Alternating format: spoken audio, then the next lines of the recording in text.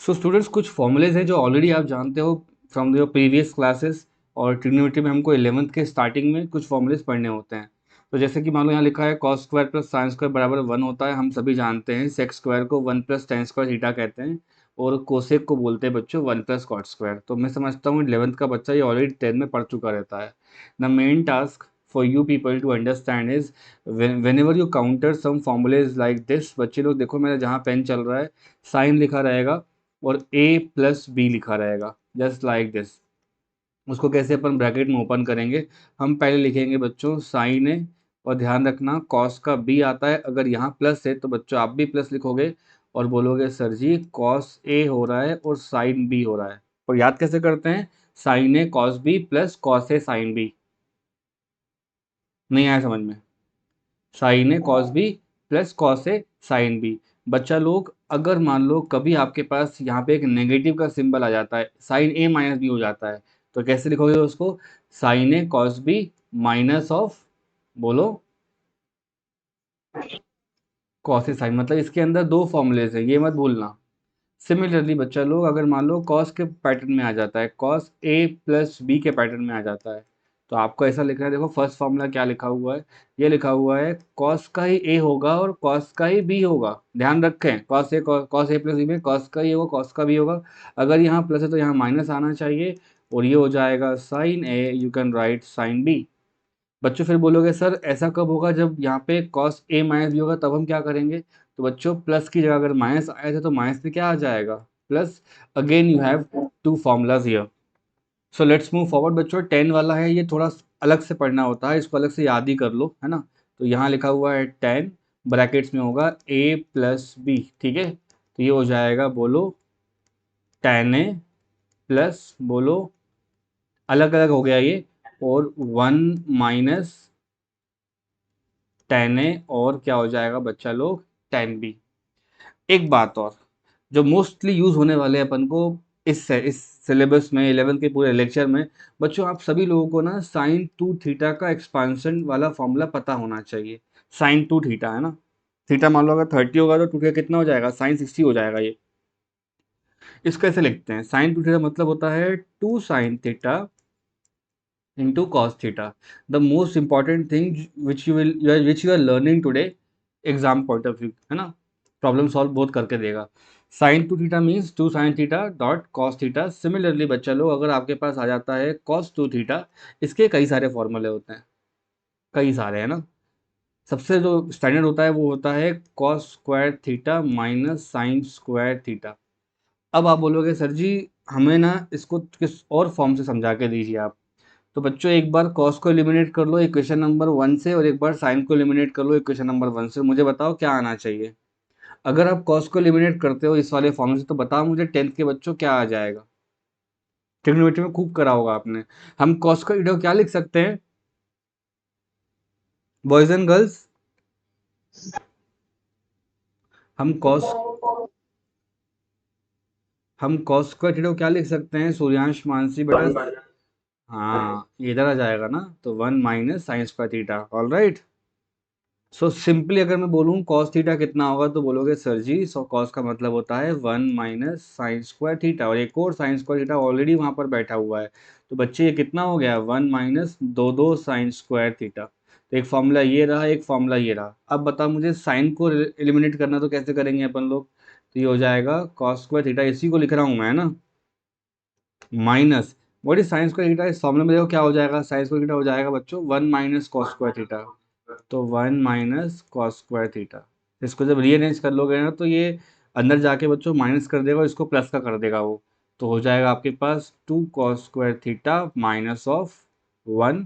ये तीन फॉर्मूले हैं जो मैं समझता हूँ हर स्टार्टिंग में मैथमेटिक्स पढ़ने वाले बच्चे को आना चाहिए। पहला तो ये, दूसरा तो ये, और थर्ड वाला ये। डाउट बोलो।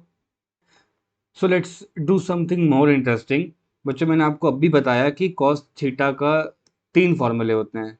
द बेसिक वन, बोलो कौन सा होगा? कॉस टू थीटा के लिए सबसे स्टैंडर्ड फॉर्मूला होता है cos square theta minus sine square theta. इसके दो फॉर्मूले हो रहे हैं, एक हो रहा है 1 minus two sine square theta, और एक हो रहा है बच्चों 2 कॉस स्क्वायर थीटा माइनस 1। ये तीनों याद करने हैं आपको नेक्स्ट क्लास के पहले। मैं अगर आप सबसे पूछूं बच्चे लोग, लेफ्ट हैंड साइड पे तो बच्चों सेम चल रहा होगा ना, कॉस टू थीटा लिखा होगा। आप सब लोग थोड़ा सोचिए और मुझे बताइए इस इक्वेशन में साइन स्क्वायर थीटा कितना हो जाएगा और यहाँ पे कॉस स्क्वायर थीटा कितना हो जाएगा। सोच समझ के बोलना। What will be sine square theta in this equation, यहाँ से if I ask you what is sine square theta from this equation, बच्चों ये लेफ्ट साइड जाएगा ये राइट साइड आ जाएगा, तो आप बोल देना सर जी साइन स्क्वायर थीटा का नया फॉर्मूला निकल रहा है, ये हो जाएगा 1 - बोलो कॉस टू थीटा और होल डिवाइड बाई 2 हो जाएगा। ये बहुत ही फेमिलियर फॉर्मूला है जो आपको याद रखना है। सिमिलरली अगर इससे पढ़ोगे और बोलोगे सर कॉस स्क्वायर थीटा लिखना है अपन को, तो क्या हो जाएगा, 1 को लेफ्ट साइड भेज दो, 1 प्लस, नहीं आया समझ में क्या किसी को भी, बच्चे लोग, आ गया? Pay attention everybody. जब भी अपन कभी किंडरगार्टन या किसी पार्क में चले जाते हैं तो देर आर सो मेनी, वो जो बच्चे लोगों के लिए झूलने के लिए होते हैं ना बच्चों, राइड्स वगैरह होते हैं, तो वहाँ पे एक इस तरह का एक और राइड होता है, ये स्लाइडर जैसा है ना, उसको वो क्लाइंब करके जाता है छोटा बच्चा, और बढ़िया है उसको यहाँ बैठ करके, है ना, और क्या करता है स्लाइड करते हुए आ जाता है। बच्चों बेसिकली ना ये ज्योमेट्रिकली यहाँ से निकाला गया वर्ड है, इसको कहते हैं स्लोप। समझ में आ रही है बात, क्या बोलोगे इसको, स्लोप। तो कभी अगर मैथमेटिक्स में आपको ज्योमेट्री की लाइन यहाँ दिखाई दे जाएगी तो बोलोगे सर इसका भी स्लोप निकल कर आएगा। Slope is just a general key word which utilize extensively in any graph. कोई ग्राफ पढ़ाएगा आपको तो वहाँ स्लोप जरूर निकाल कर देगा उसका। द बेस्ट मीनिंग होता है स्लोप का, the tan of the angle made by the line with the positive direction of x axis measured in clockwise direction. Simple language में बात करूं तो यहाँ लिख देता हूं मैं, स्लोप का मतलब होता है जो भी एंगल बना रही है लाइट आपकी, लाइन लाइन आपकी, बच्चों उसका टेन थीटा होता है। बस ये कहानी याद रख लो, स्लोप इक्वल्स टू कितना होगा, tan theta. In mathematics slope is explained as using symbol small m, तो m बराबर बच्चा लोग टेन थीटा हो जाएगा। अब जल्दी से मुझे आप उस फॉर्मूले में चले जाइए और बताइए, ये आफ्टर स्कूल टू क्लासेस है ना, बताओ स्लोप पॉजिटिव कब कब आ रहा है, सोच समझ के बोलना। एक तो यहाँ टेन लिखा हुआ है ना, और ऑल में तो सारे आ जाएंगे, इसका मतलब है फर्स्ट क्वाड्रेंट में और थर्ड क्वाड्रेंट में अगर लाइन रहती है तो उसका स्लोप पॉजिटिव आएगा, नहीं तो क्या होगा, नेगेटिव आएगा। तो कहने का मतलब है यहीं पर मैं लिख देता हूँ पॉइंट बनाकर, स्लोप, ठीक है, is positive in first and third quadrant. और बच्चा लोग स्लोप क्या हो जाएगा, बोलते जाओ, negative in second and fourth. अब स्लोप को ग्राफ में देखो, आपको ये दिख रहा है बच्चों, ये वाला डायग्राम इस तरह का, ये वो गार्डन में जो बच्चे बैठे होते हैं इस तरह से, वो बैठ के ऐसे स्लाइड करते हैं, उसको स्लोप ही कहते हैं बच्चों। सिर्फ somebody ask you what exactly the line, the tangent of the line, है ना, जो भी लाइन यहाँ पे बनाती है टेंजेंट एक्स एक्सिस से, है ना, प्लस वाली एक्स एक्सिस से, ध्यान रखें सर इस बात का भी, ठीक है, प्लस वाली एक्स एक्सिस से जब लाइट, जो भी लाइन एंगल बनाती है उसी को अपन क्या बोल देते हैं बच्चे लोग, ऊपर यहाँ स्लोप लिखा जाता है। स्लोप का मतलब क्या हो जाएगा, बोलो बोलो बच्चों जल्दी बोलो, tan थीटा। तो यहाँ लिखा हुआ है slope tan theta in figure 1। Slope कैसा दिख रहा है आपको, पॉजिटिव दिख रहा है ना, ये एंगल कहाँ पे गिर रहा है जल्दी बोलो, एग्जैक्टली ये एंगल गिर रहा होगा फर्स्ट क्वाड्रेंट में, तो फर्स्ट क्वाड्रेंट में कितना होता है, स्लोप पॉजिटिव। मतलब अगर कोई चढ़ रहा होगा ना ऐसे करके ऊपर की तरफ, यहाँ मान लो अगर ऑब्जर्वर बैठा है, ऑब्जर्वर की आईज अगर ऊपर देख रही है तो स्लोप बढ़ रहा है, और आईज अगर नीचे देख रही है तो स्लोप क्या हो रहा है, कम हो रहा है। The best thing to understand. Second में बताओ स्लोप कैसे दिख रहा है आपको, boys and girls, second graph में स्लोप कैसा दिख रहा है आपको, तो बोलोगे सर टेन थीटा हमारा यहाँ पे सेकेंड क्वाड्रेंट में आ रहा है, सेकेंड में कैसा होता है, नीचे देख के बताओ, स्लोप इज नेगेटिव। क्यों, हाँ, और अगर आपको ये मैथमेटिक्स पढ़ने का कोई शौक नहीं है ना, तो डायग्राम देख के बोल सकते हो सर जो ऊपर जा रहा है वो प्लस का स्लोप होता है, और जो नीचे लाइन बन रही होती है डिप्रेशन वाली लाइन होती है बच्चों, वो नेगेटिव का स्लोप होता है। तो यहाँ लिख देता हूँ मैं नेगेटिव स्लोप, और यहाँ लिख देते हैं बच्चों लोग प्लस का स्लोप। इसको इसी तरह समझ लोगे काम हो जाएगा हमारा। बताओ दोनों बच्चे, what is slope, very good. Slope is the tangent of the angle made by the line with the x axis, that's it. अब वो एंगल कितना भी हो सकता है, 90 से कम, 90 से ज़्यादा, है ना, 180 से ज़्यादा और 270 से भी ज़्यादा। समझ सकते हो, अगर मान लो लाइन ऐसी जा रही होगी, ये क्या हो गया, हाँ, मान लो लाइन आपकी ऐसी जा रही होगी ऐसे, तो ये एंगल कितना हो जाएगा, बढ़ के इतना यहाँ भी कर सकते हो, एंगल बढ़ जाएगा। ठीक है, चलो अपन अपना काम करें जो हमें काम दिया हुआ है। ये लाइन दिख रही है आपको, दिख रही है ना, बढ़िया। नाउ पे अटेंशन स्टूडेंट्स, हमसे कभी स्लोप निकालने को बोलता है तो अब आपको समझ में आने लग जाएगी चीज़ें कि जो हमने 9 10 में पढ़ रखा है ना, वो ग्राफ निकालना, मोशन चैप्टर पढ़ रखा है, वो कितना अच्छे से रिलेट हो जाएगा। 9th क्लास में आपने वो इक्वेशन ऑफ मोशन निकाले होंगे तो उसमें ग्राफ का इस्तेमाल किया होगा पहली बार। अब अगर मैं यहाँ पे लिख दूं बेटा वाई एक्सिस, जो आगे जाके कुछ भी बन जाएगा यहाँ पे, और यहाँ पे जनरली क्या हो जाएगा, एक्स एक्सिस। वाई और एक्स के बारे में बात चल रही है। फिजिक्स में इन दोनों ग्राफ में से एक होता है डिपेंडेंट एक्सिस, जैसे कि पोजीशन हो जाएगा, आगे जाके वेलोसिटी हो जाएगा और टाइम हो जाएगा, टाइम नहीं होगा, एक्सेलरेशन हो जाएगा मान लो। और एक होता है इंडिपेंडेंट एक्सिस। एक क्या होगा बच्चों, इंडिपेंडेंट, जिसको आप स्मॉल वाला टी से यहाँ लिख सकते हो। आगे जाके ऐसा होगा, लेकिन अभी क्या दिख रहा है, वाई एक्सिस और X axis. Now you wish to calculate the angle made by this line, इस लाइन का आपको क्या चाहिए बच्चों, स्लोप चाहिए। तो एंगल दिख रहा है आपको एंटी क्लॉकवाइज में जा रहा है, हाँ या ना बोलो, जा रहा है। तो इसका जो स्लोप होगा उसकी सबसे बेस्ट जो डेफिनेशन होती है वो होती है, sir slope is the tangent of the line made with the x axis. तो स्लोप का मतलब होता है टेन थीटा, इसी को छोटा वाला एम बोलेंगे मैथ्स वाले सर। हमारा काम क्या है, अपने स्लोप को स्टडी करना। तो बच्चों किसी भी दो लोकेशन को है ना पॉइंट मार्क कर लो, एक का नाम रख लो पी और एक का नाम रख लो क्यू। स्ट्रेट लाइन में एक बेनिफिट होता है बच्चों कि कहीं पर ही पढ़ते हैं तो स्लोप बराबर ही आता है, मतलब यहाँ पे स्लोप की वैल्यू बराबर ही आ रही है। So what you need to do, आपको बस प्रोजेक्टर्स गिराने होते हैं एक्स एक्सिस पे और वाई एक्सिस पे। यहाँ पे भी क्या हो जाएगा बच्चों, प्रोजेक्टर्स गिर जाएंगे एक्स पे और वाई पे। You wish to calculate slope between point P and Q. Obviously सब जगह सेम स्लोप आ रहा होगा, अपन दो जगह पढ़ रहे हैं। तो पी को जब आप एक्स एक्सिस पे गिराओगे तो आंसर हो जाएगा बच्चों इसका x1, यहाँ हो जाएगा x2, इधर हो जाएगा बच्चे लोग y2 और यहाँ हो जाएगा y1। समझ में आया क्या। मैथमेटिक्स में डेल्टा मतलब होता है चेंज इन द क्वांटिटी।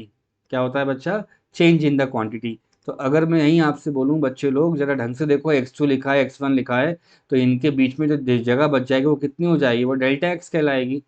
और यहाँ कितनी हो जाएगी बच्चों जगह, वो हो जाएगी डेल्टा ऑफ वाई, ये हो जाएगा y2 माइनस y1।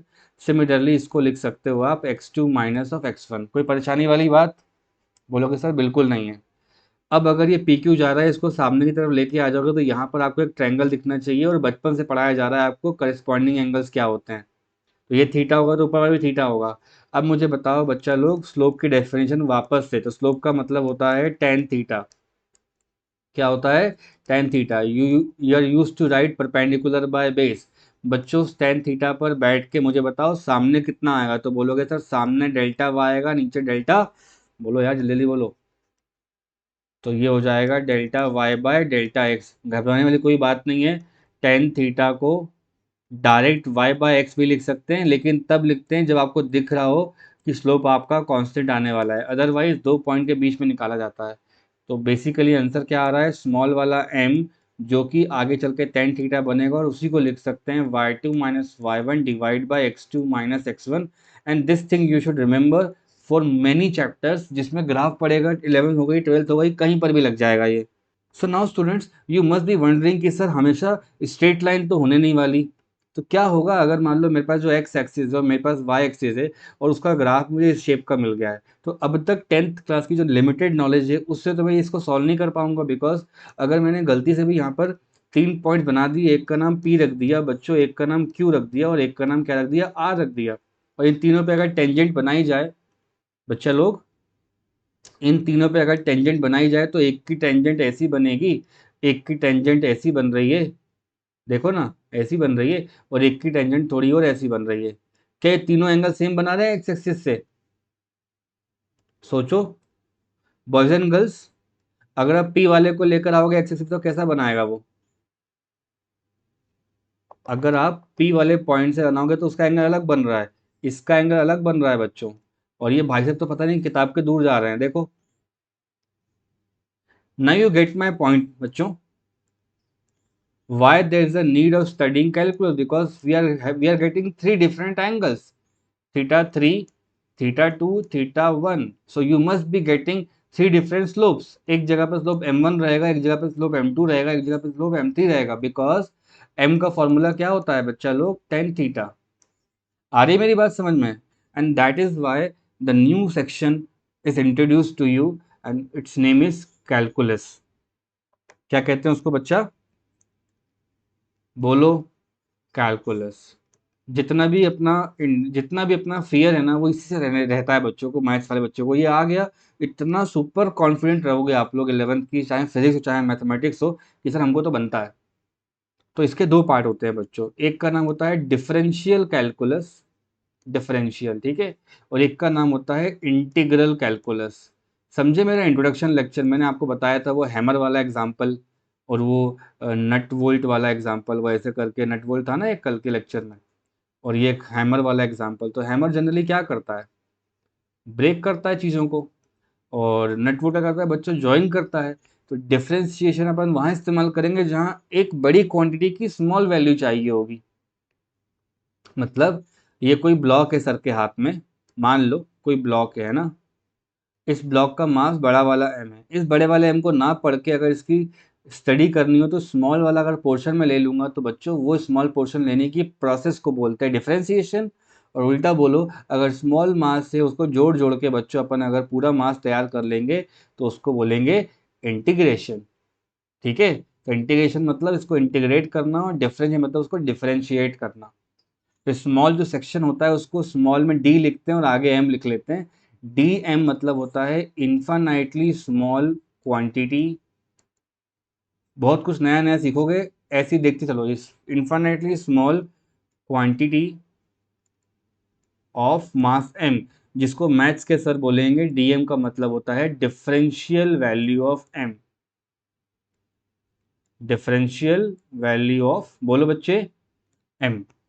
आपकी लैंग्वेज में बात करूँ ना, आप लोगों के हिसाब से बात करूँ, तो देखो इधर लेफ्ट साइड में देखो, एम लिखा है मतलब मास, पूरी बॉडी का मास. अगर कहीं डेल्टा एम लिखा है इसका मतलब है स्मॉल चेंज, बोलो स्मॉल चेंज. और कहीं डी एम लिखा है तो मतलब very very very small change. मतलब 0.00001 ऑफ एम. ये कहानी है.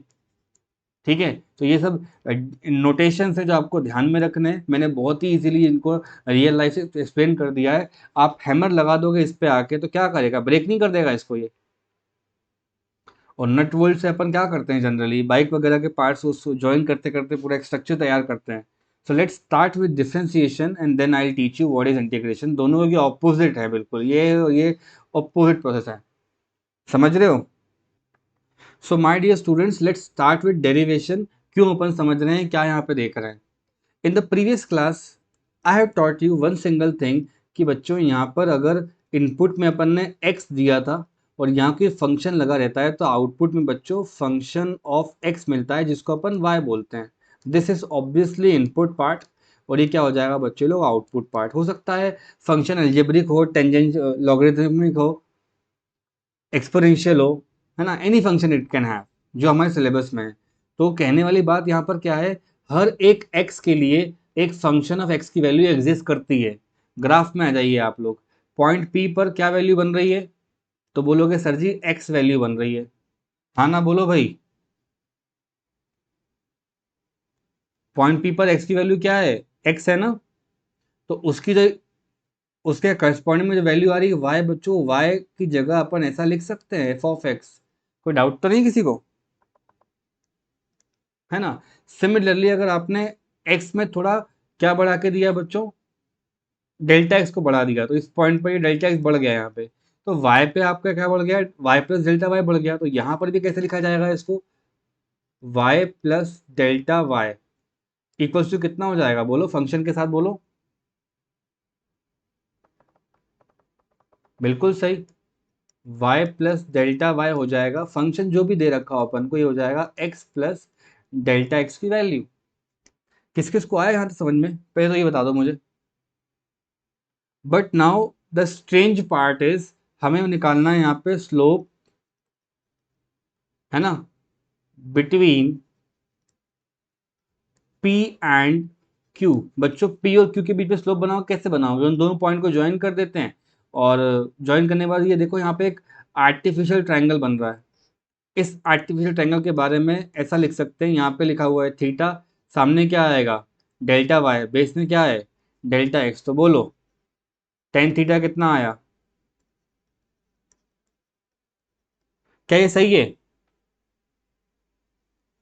As as you can clearly see that, बच्चों ये 2 मिनट पहले सही था जब इस लाइन स्ट्रेट जा रही थी, लेकिन अभी यहाँ पे क्या है, अलग अलग जगह पे अलग अलग स्लोप मिल रहे होंगे। सो टू अवॉइड दैट, मैं ये चाहूंगा कि जो डेल्टा एक्स है वो कम होता चला जाए, डेल्टा एक्स क्या हो जाए, कम होता चला जाए। तो इसी के लिए अपन को भी लिमिट्स वगैरह आपको मैथ्स में पढ़ाए जाएंगे, उसी का अपन यहाँ पे इस्तेमाल करेंगे और किसी स्मॉल से पॉइंट पे स्टडी करेंगे। व्हाट आई मीन टू से is, in the above diagram you are having your x axis and y axis like this। है बच्चों अपने पास ये इस तरह का डायग्राम? हाँ ना, बोलो भाई। और ये आपका स्लोप जा रहा है। तो डेल्टा एक्स लिखने की बजाय हम लोग क्या करेंगे, बहुत स्मॉल सी एक लोकेशन पकड़ेंगे, उस स्मॉल सी लोकेशन का नाम हो जाएगा डी एक्स, उस पे रहने वाली वैल्यू का नाम हो जाएगा, बोलो, कोई एक वैल्यू आएगी उसके ऊपर, उसको बोल देना आप लोग वाई। तो इसका जो मतलब होता है बच्चों, वो होता है डिफरेंशिएशन। ये x हो गया और ये क्या हो जाएगा, y axis. You will came to know about a limiting, limits पढ़ोगे आप लोग आगे जाकर। So now students, we are having used to a one general formula, इसको बोलते हैं अपन लोग स्लोप। ठीक है, स्लोप मतलब स्मॉल वाला m। तो मान लो मेरे पास जो m आ रहा है वो आ रहा है delta y by delta x। इसका मतलब है स्मॉल से चेंज की यहाँ पे बात हो रही है, चेंज की बात हो रही है। अब अगर मैं इसी चेंज को आपसे पूछूंगा बच्चों डेल्टा वाई कितना हो जाएगा, तो क्या आप मुझे बता पाओगे? What is delta Y? इस ग्राफ में देख के बोलो, बॉयज एंड गर्ल्स ग्राफ में देख के बोलो डेल्टा वाई क्या हो जाएगा।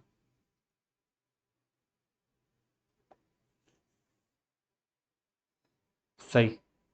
बोर्ड पे देखो क्या कर रहा हूं मैं।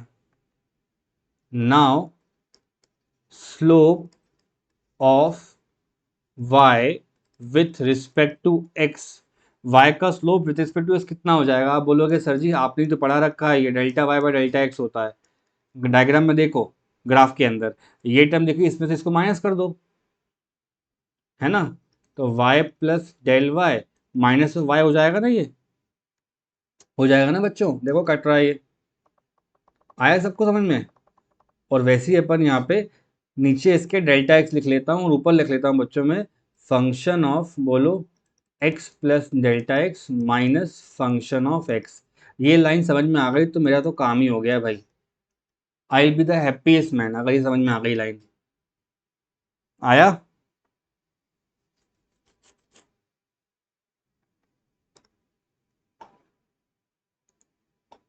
नाउ स्टूडेंट्स लुक क्लोजली, ध्यान से देखो। तो हम क्या करेंगे ना, लिमिट फंक्शन का इस्तेमाल करेंगे। तो लिमिट फंक्शन का मतलब हो जाता है, इसको ऐसा बोल सकते हैं कि एफ के ऊपर डैश लगाया जाता है, यहाँ पे एक्स लिखा जाता है। इट सेज दैट बच्चों आपने ना डी बाय डी एक्स किया है, किसका? वाई का। This is the differentiation term. क्या हो जाएगा? This is the differentiation term. इसको बोलते हैं कि लिमिट फंक्शन लगाएंगे और डेल्टा एक्स को टेंड्स टू जीरो कर देंगे, किसमें? इस वाले फंक्शन में। ठीक। तो बच्चों ये हो जाएगा D Y by D X. तो बेसिकली इसको बोला जाता है differentiation of Y with respect to X. जो नोटेशन है वो ऐसे लिखे जाते हैं, कभी अगर फंक्शन का डैश लगा मतलब प्राइम वैल्यू में लिखा हो तो ये होता है डिफरेंशिएशन, इसका मतलब होता है D Y by D X. Look at the graph जो सेकेंड टाइम बना रखा है मैंने। बच्चों एक्स एक्सिस दिख रहा होगा सभी को। तो एक्स का स्मॉलेस्ट वैल्यू कितना होता है? D x. इस डी एक्स की करस्पॉन्डिंग वैल्यू कितनी आ रही है? तो बोलोगे सर वाई आ रही है इसके ऊपर, इसको डी वाई मत बोलना। ठीक है, उतनी स्मॉल वैल्यू पे वाई की एक ही वैल्यू होगी, क्योंकि वाई डिपेंड कर रहा है एक्स पे। तो ऐसा पढ़ते हैं अपन, ऐसा लिखते हैं डिफरेंशिएशन में, D by D X of Y, this is called as differentiation of Y, मतलब वाई का प्राइम। ठीक। So on the fresh page what I can write, y का मतलब क्या था लास्ट लेक्चर से, फंक्शन ऑफ x था ना, तो अगर कोई y प्राइम करने को बोलता है तो बोल रहा है f डैश ऑफ x, इसका मतलब हो जाएगा, बोलो, dy बाई डी एक्स, या कई बच्चे बोलते हैं D by D X of Y, जहाँ पे x होगा बच्चे इंडिपेंडेंट, x क्या है इंडिपेंडेंट और ये क्या है उसके ऊपर dependent. The only formulas which you must remember और which you should write in your notes. Let's understand it one more time. बच्चों मेरे पास एक्स एक्सिस है, यहाँ पे एक्स एक्सिस और वाई एक्सिस है ना, तो मैंने एक्स बनाया और मैंने क्या बनाया बच्चे वाई। ये मेरा कोई ग्राफ बन रहा है, ऑब्वियसली ये कांस्टेंट स्लोप तो है नहीं, हाँ ना बोलो, नहीं है ना। तो कोई दो पॉइंट पे अगर इसको स्टडी करने जाते हो तो वो पढ़ाई सही नहीं कहलाएगी, क्योंकि ये दो पॉइंट से स्लोप थोड़ी ना मैच कर रहा है इसका। देखो ये दो पॉइंट बनाते हैं ना अपन इस तरह से बच्चों, तो दो पॉइंट का मतलब होता है आप पहले तो यहाँ पे x1 लिखते हो, फिर x2 लिखते हो, उसको डेल्टा के टर्म में बनाते हो, हाँ है ना, तो बोलो बनाते हो। तो मान लो मैंने x लिखा और थोड़ा दूर दूर जाके देखूंगा तो क्या दिखाई देगा मुझे, x के अंदर मैंने कुछ चेंज कर दिया, इसका मतलब क्या है, ये वैल्यू कितने की होगी, डेल्टा x की होगी। क्लियर हुआ। सिमिलरली करस्पॉन्डिंग वैल्यू कितनी आ रही होगी बच्चों, यहाँ पे लिख लोगे आप y, और थोड़ा और ऊपर आगे जाओगे तो यहाँ हो जाएगा, बोलो y प्लस डेल्टा वाई, ताकि आप डेल्टा वाई ऐसे लिख सको। ये इसका चेंज हो गया बच्चों।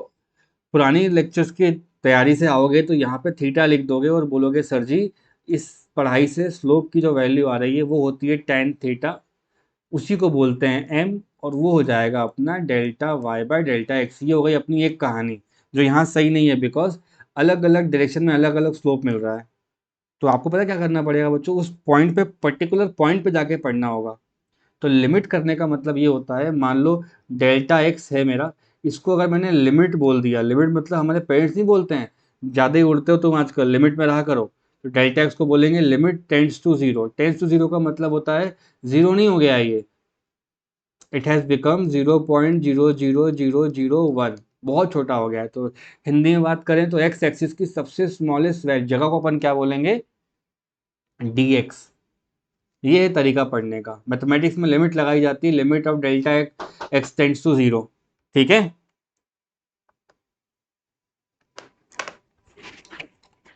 बच्चों एक मिनट रुक जाओ। So one thing is very clear from this diagram और this graph, you can say that sir slope इसका हजारों बार बदलेगा, we need something more productive और मोर एफिशिएंट। तो उसी के लिए बच्चों यहाँ पे क्या पढ़ाया जा रहा है आपको, डिफरेंशिएशन, जिसका एक एप्लीकेशन होता है ग्राफ का स्लोप निकालना। तो ग्राफ से इसको पढ़ा दिया जाता है बच्चों को, क्योंकि वो अपने काम में है चीज़ें अभी। देखो फिर हम करेंगे, ये जा रहा है अपना आंसर, ये एक्स एक्सिस है, इसकी सबसे स्मॉलेस्ट जो वैल्यू होगी ना बच्चों, सबसे स्मॉलेस्ट जो एक्स की वैल्यू होगी उसको आप बोल देना ये, दिख रहा है ये सबसे स्मॉलेस्ट पार्ट इसका बच्चों, सबसे स्मॉलेस्ट पार्ट ये, स्मॉल से भी स्मॉल, ठीक, कितना होगा वो dx, उस dx के ऊपर एक ही स्लोप बनेगा। यहाँ पे हल्ला नहीं करेगा कोई बच्चा, देखो एक ही स्लोप बन रहा है, आया समझ में। उस dx पे जो वैल्यू रहेगी हमारी, y वाली जो वैल्यू आएगी उसको y बोलेंगे, क्या कहेंगे बच्चे लोग, y। अब आया समझ में, why I was so interested to tell you, why अलग अलग dx के लिए अलग अलग चेंज होता जाएगा। इस पर्टिकुलर पॉइंट p पे अगर पढ़ा रहा हूं मैं, तो इस पॉइंट p पर जो स्लोप होगा, that slope is not called as delta y by delta x, instead it is called as, बोलो, change in y divide by change in x, ये हो जाएगा इसका स्लोप। हालांकि लेमन लैंग्वेज में ऐसा बोलते हैं, असली में प्राउड किया जा प्रोनाउंस करते हैं d by D X of y, क्योंकि y वैल्यू यहाँ पे आ रही है, किसके रिस्पेक्ट में आ रही है बच्चों, जैसे बचपन में नहीं करा अपन ने 2+4, नर्सरी KG1 में 6, तो वहां हल्ला थोड़ी करते हो कि प्लस कहाँ चला गया, उसने अपना काम कर दिया निकल गया। ठीक वैसे ही बच्चों, अगर आपको आगे से पूछा जाए कि डेरिवेशन करना है तो बोलेंगे y का फंक्शन कितना होता है, बोलो x। अगर y के सर पे प्राइम लिख दिया है मतलब फंक्शन के सर पे भी प्राइम आ जाएगा, और इसी का मतलब होता है x के रिस्पेक्ट में y का डेरिवेशन, बिकॉज y किस पे डिपेंड कर रहा है, अगर कभी लिखा है y is a function of t, तो पता क्या हो जाएगा, y किस पे डिपेंड कर रहा है, t पे, तो ऐसा हो जाएगा d by D T of y, इसी को बोलोगे y प्राइम। बाउंसर मारा इतना, बोलोगे नहीं सर ये बाउंस मारा, बोलोगे सर बिल्कुल नहीं। This is the new thing which you are expose now. अब पढ़ना है अपन को, ये ऐसे ही चलेगा कहानी अब। So in other word I can say that differentiation is use to find, बच्चा पार्टी बोलो, differentiation is used to find slope of a graph। ठीक है, अगर मान लो कांस्टेंट स्लोप होता है ना, स्ट्रेट लाइन वाला स्लोप होता है, अगर कहीं ग्राफ में आपको स्ट्रेट लाइन दिख रही है,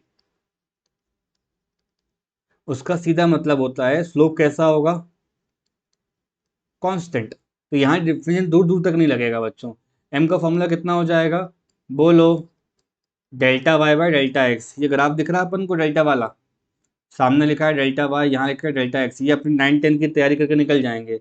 लेकिन वहीं अगर अपने पास कोई कर्व लाइन आ जाती है, इसका मतलब है वो ग्राफ चेंज कर रहा है, तो स्लोप बच्चों उसका क्या करेगा, वेरी करेगा। ऐसे केस में m का मतलब होता है, बोलते जाइए, D Y divide by D X. Proper pronunciation है इसका डी बाई डी एक्स, ये of Y. This is how you should write, क्योंकि मैथ्स के साथ चिल्ला देंगे नहीं तो फिर साले कोई मतलब नहीं होता। ठीक है, D by D X of Y, इसका मतलब होता है डिफरेंशिएशन किसका कर रहे हैं अपन, वाई का, किसके रिस्पेक्ट में, हाँ, with respect to X, this is the term. और अगर इस लेमन लैंग्वेज में चाहते हो लिखना तो बोल सकते हो small change in Y, small change in Y with respect to, बोलो, now I must hope differentiation का इंट्रोडक्शन पार्ट क्लियर है, हाँ ना बोलो बच्चों, क्लियर है। तो देखो कैसा आपको नया नया मिलेगा। कल तक के लेक्चर में मैंने y पढ़ाया था आपको, function of x, standard value है ना, फंक्शन दिया हुआ है कोई, कोई परेशानी वाली बात तो बोलोगे सर नहीं है, इसका इसका लेना है डिफरेंशिएशन। ऐसा बोलेगा क्वेश्चन में आपको, डिफरेंशिएशन करके बताओ y का किसके रिस्पेक्ट में। जैसे हम लोग नहीं हर चीज़ के लिए अपने पेरेंट्स पे डिपेंडेंट है हाल फिलहाल के लिए, गलत बात थोड़ी है, रियल बात है। पापा मोबाइल दिला दो, पापा हेलीकॉप्टर दिला दो, है ना, वैसे ही। तो वैसे ही मान लो ये y है, y किस पे डिपेंड कर रहा है बोलो, अरे बच्चों y किस पे डिपेंड कर रहा है, x पे डिपेंड कर रहा है, तो y का डिफरेंशिएशन भी x के लिए ही होगा। तो यहाँ आ जाएगा y का प्राइम, इसको लिख सकते हैं एफ एक्स का प्राइम। इन दोनों लिखने की जगह पर डायरेक्ट बोल सकते हो भाई साहब D by D X of Y, या ऐसा बोल सकते हो D by D X. Y की वैल्यू क्या होती है, ये समझ आया, ये सब कुछ बराबर ही है, everything written here are equal, it's just a matter of notation how I am willing to write. सो मैं आपको जो एडवाइस दे रहा हूँ वो ये वाली दे रहा हूँ बच्चों, D by D X of Y लिखना और पढ़ाई करना शुरू कर देना। डी बाई डी एक्स लिखा, वाई कितना भी दिया वो यहाँ डाल देना, ठीक है, और ये आपका क्वेश्चन हो जाएगा, गलती नहीं करेगा कोई आपसे। यहाँ तक का क्लियर हुआ बच्चों, पक्का, ओके। सो जो इसके बाद का जो क्लास है ना बच्चों, इसके बाद का जो अभी क्लास होगा, अभी कितने बजे का आज क्लास है आपका, जो की क्लास है, सूर्यांश क्या टाइम टेबल है आपका बेटा, देख के बताना।